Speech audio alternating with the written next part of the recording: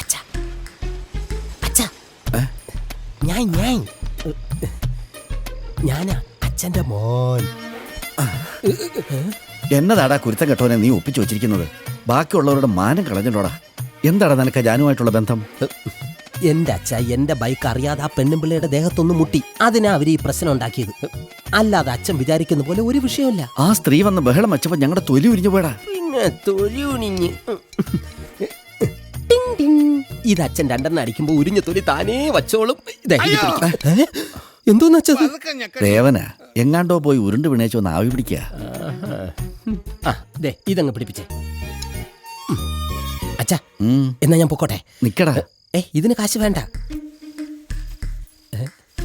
നീ ഇത് അരയിലോട്ടം കെട്ടിക്കേ. നമ്മളെ മൈക്കാട്ട് മോസ് പൂജിച്ചെന്ന് ഏലസാ. അച്ഛാ ഇത് കണ്ട, അച്ഛൻ പൂജിച്ചെന്ന് ഏലസ് കെട്ടി എനിക്ക് പണ്ടർവേർ പോലും ഇടാൻ പറ്റാത്ത അവസ്ഥയായി. ഇതിലും ഭേദം എന്നെ വല്ല അമ്പലത്തിലും കൊണ്ടുപോയി നടക്കിരുത്തിയാ പോരെ. അങ്ങോട്ട് കെട്ടടാ. ആൾക്കാർ മുമ്പ് ഇറങ്ങി നടക്കാൻ വയ്യ. കിലുകിലാന്ന് ശബ്ദം. പിന്നെ നീ ഒരു കാര്യം അറിഞ്ഞോ? മീനാക്ഷിയുടെ കല്യാണം ഉറപ്പിക്കാൻ പോവാ.